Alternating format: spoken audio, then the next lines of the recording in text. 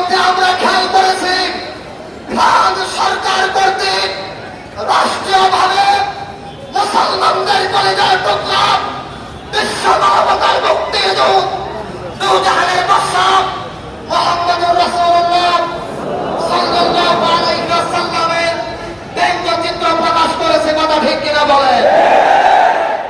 আমরা স্পষ্ট ভাষায় বলে দিতে চাই, ফ্রান্স সরকার যদি নিঃশর্তভাবে ক্ষমা না চায়, বাংলার জমিন থেকে ফ্রান্সের রাষ্ট্রদূতের কার্যালয়কে উৎখাত করে দেওয়া হবে। পাশাপাশি আমরা আরো ঘোষণা করতে চাই, বাংলার জমিনে ফ্রান্সের কোন পণ্যকে চলতে দেওয়া হবে না। সংগ্রামী তৌহিদি জনতা, ইতিমধ্যে আমরা খেয়াল করেছি ফ্রান্স সরকার যখন আমার নবীর ব্যঙ্গচিত্র প্রকাশ করেছে, আরবের বহু রাষ্ট্র তাদের পণ্যগুলোকে রাষ্ট্রীয়ভাবে নিষেধ করেছে। কথা ঠিক কিনা বলে? আমি স্পষ্ট ভাষায় বলতে চাই, বাংলাদেশের ৯২% মানুষ মুসলমান। কথা ঠিক কিনা বলে? বাংলাদেশের ১৭ কোটি মানুষ হলো মুসলমান।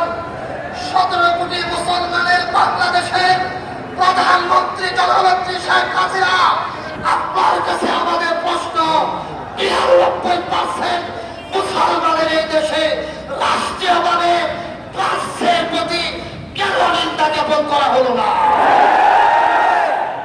আমরা স্পষ্ট ভাষায় বলতে চাই, আপনি যদি মোদী সরকারের সাথে তাল মিলিয়ে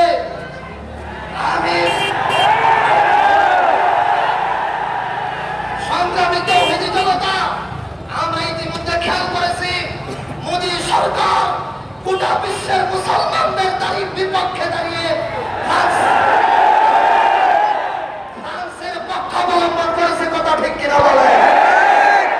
অতএব বাংলাদেশের ১৭ কোটি মুসলমানের স্পষ্ট কথা হলো, আপনি যদি মোদী সরকারের সাথে তাল মিলিয়ে চলেন, এই বাংলার জনগণ আপনাদেরকে ছাড়বে না।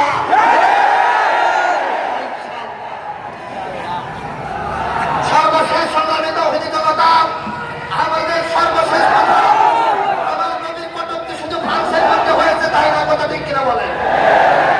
একটু শেষ কথাটা স্পষ্ট ভাষায় শুনেন। ধর্ষণের বিরুদ্ধে সংসদে আইন পাস হয়েছে, ধর্ষণের সর্বোচ্চ শাস্তি হলো মৃত্যুদণ্ড। কথা ঠিক না? কেন হয়েছে? আন্দোলনের কারণে হয়েছে।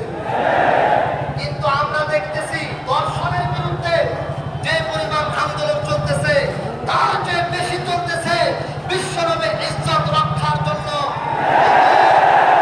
বাংলার জমিনেও আমার নবীকে কটূক্তি করা হয়েছিল।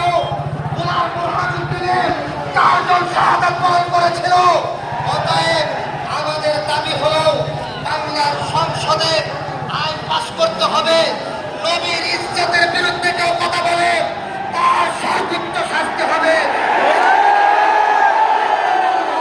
মৃত্যুদণ্ড, ইনশাআল্লাহ।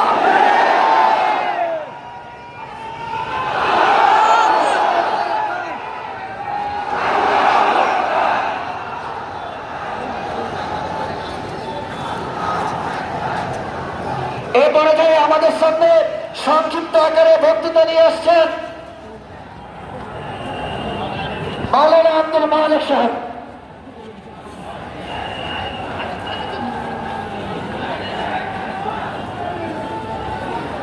সম্মানিত উপস্থিতি, ফ্রান্স বিশ্বনবী মুহাম্মদুর রাসূলুল্লাহ সাল্লাল্লাহু আলাইহি সাল্লামের ব্যঙ্গচিত্র প্রদর্শনের মাধ্যমে বিশ্বের ১৬ কোটি মুসলমানদের কলিজায় আগুন জ্বালিয়ে দিয়েছে।